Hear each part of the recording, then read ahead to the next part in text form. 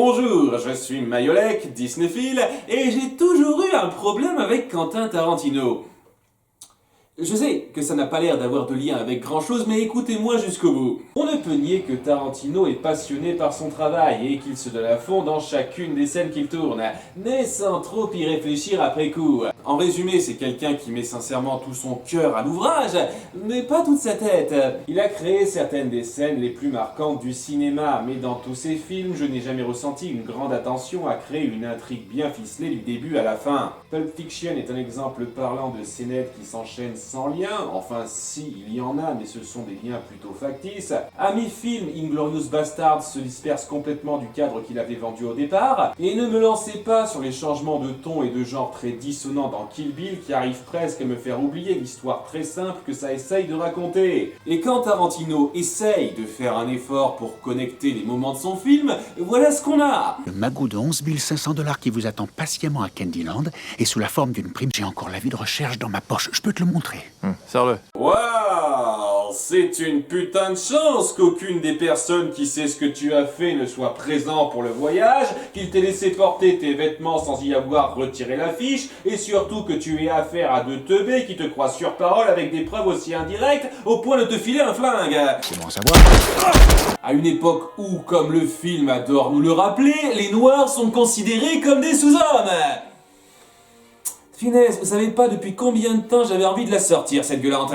Donc oui, au risque de me faire lyncher par les fans, je trouve très franchement que Tarantino ne sait pas créer un vrai long récit qui se connecte. Ça ne veut aucunement dire que ces films sont mauvais pour moi. Je prends sincèrement mon pied à les regarder parce que, à nouveau, on sent qu'il met tout son cœur dedans. Même si elles ne se connectent pas bien, je ne peux pas nier la grandeur des scènes cool et intenses qu'il crée. Mais tout à fait personnellement, un film a besoin de savoir bien relier son récit global pour pouvoir être vraiment extraordinaire. Et si je vous ai fait toute cette diatribe, c'est parce que Merlin l'Enchanteur me rappelle beaucoup les films de Tarantino dans ce sens.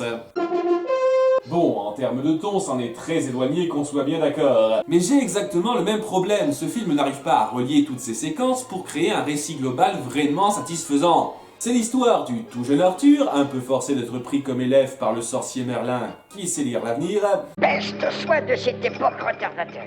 Pas d'eau pour et pas d'électricité non plus. Tu vas devenir légendaire, on va écrire des tas de bouquins sur toi. Donc, dans le futur, Arthur deviendra un grand dirigeant, et c'est ça qui t'a incité à l'aborder pour lui permettre de devenir un grand dirigeant qu'il n'aurait semble-t-il pas été sans toi.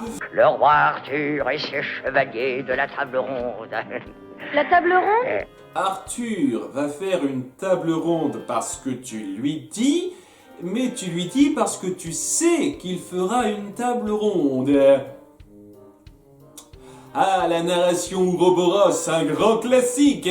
Mais bon, là je commence par la fin. Arthur, qui prend la situation plutôt calmement, suivra plusieurs cours / aventures avec son nouveau professeur pas commode pour au bout du compte accomplir sa destinée. Et sur le papier, ça a l'air de très bien coller. Un début, un enchaînement logique des événements, une conclusion totalement raccord. Seulement voilà, quasiment aucun élément n'influe réellement sur un autre. On a un conflit entre Merlin et le père adoptif d'Arthur relativement prenant mais qui ne débouche sur absolument rien de vital. Les séances de leçons de Merlin sont très divertissantes en soi, même si celle autour des écureuils dépeint les femmes de façon un chouïa réductrice. Si vous lui plaisez, plus vous prenez la fuite, et plus elle vous court après. Les seules représentations de la jante féminine du film. Ces scènes sont colorées, fun et même palpitantes à certains moments et Arthur est censé en retirer quelque chose, mais ça n'entre pas une seconde en jeu dans la résolution de fin. En fait, vous auriez viré toute l'intervention de Merlin qu'Arthur aurait pu se retrouver dans cette même situation où il retire Excalibur par inadvertance. En fait, parlons-en d'Excalibur, l'épée dans la roche centrale à l'intrigue. Elle est rapidement introduite en début de film lorsqu'on parle d'un roi bienfaisant qui ne pouvait pas avoir d'héritier après sa mort. Nul ne put décider qui serait son noble héritier. Parce qu'il était stérile.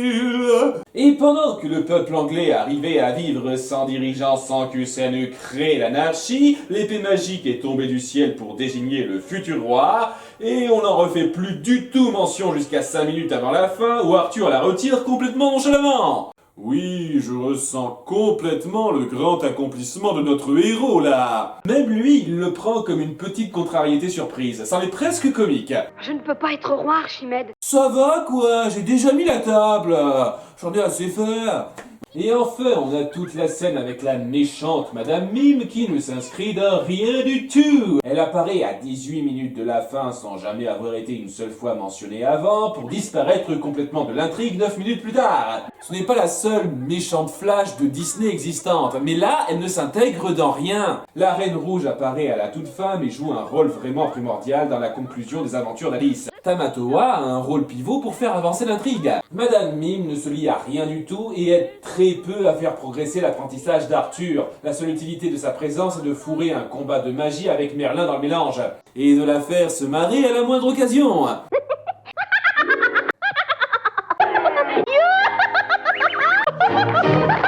Vous avez compris que j'étais une sorcière? Le point central du film, ce me semble, est de montrer l'évolution d'Arthur qui doit apprendre à s'affirmer et ne pas penser que par la force. Et cette évolution est plutôt bien illustrée à quelques moments, mais la plupart des passages du film ne l'appuient pas, en particulier l'accomplissement final qui n'essaie pas une seconde de se reposer sur les précédentes scènes. On pourrait presque intervertir les 3 séances de leçons de Merlin sans que ça ne change un tant soit peu la narration. D'ailleurs, en termes d'éducation, ce n'est pas 100% l'enchantement. En premier lieu, il faut te sortir de la tête toutes ces idées moyenâgeuses. Au Moyen-Âge, on savait que la Terre était une sphère. Bon, on pensait aussi qu'elle était au centre de tout et qu'elle ne bougeait pas, mais sur ce point-là, vous dites n'importe quoi. Et c'est très discutable de la part d'un film qui se veut un peu éducatif. Le fait que Merlin puisse voyager dans le futur et pas seulement le voir m'a aussi paru très superflu dans l'intrigue. Mais, cela étant, ça reste un film que je prends plaisir à voir, comme n'importe quel film de Tarantino. Parce que même si la cohésion globale laisse à désirer, les scènes prises à part sont prenantes. La magie de Merlin, les chansons, les moments d'action, les moments d'humour, tout ceci est efficacement fait. Mes moments préférés sont clairement le combat très imaginatif entre Merlin et Madame Mime, les chamailleries entre Merlin et sa chouette domestique qui me font toujours bien sourire.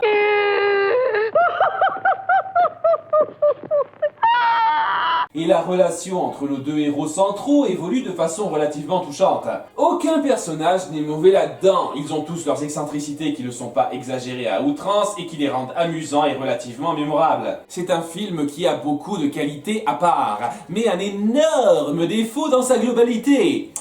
Bon, il n'est pas sans défaut minime non plus. La petite théâtre du chipotage. Il se trouve que je vois l'avenir.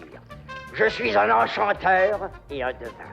Et on remet le même plan 1 minute plus tard. Je ne pense pas que tout s'arrange avec la magie et qu'elle résout tous les problèmes. Vous adorez dessiner Arthur avec une gueule de défoncé là. Est-ce que Merlin a mis du LSD dans son thé? Je veux pas savoir pourquoi. Oh oui, j'aime ça. Pas de problème. Oh. T'as qu'à simplement ouvrir la porte, vieux. Pourquoi tu n'utilises pas ta magie là? Oh, je ferai de mon mieux, Seigneur. Ma vaisselle est cassée. Et mon fils adoptif a dû se casser quelque chose, mais qu'est-ce qu'on s'en fout de ça? Est-ce que tu peux t'imaginer que tu es un poisson? Oh, c'est très facile. J'ai fait ça souvent. Garde tes fantasmes sur Undertale pour toi. Le plus gros que j'ai jamais vu. Et ton mensonge est le plus gros que j'ai jamais entendu. Tu le sais que Merlin sait faire de la magie, tu l'as confirmé de visu. As-tu jamais pensé à devenir un jour un écureuil? Oh non, je n'y ai jamais songé. Ça, c'est un fantasme que j'ai pas encore. Par contre, un hérisson... Tout ce travail à faire.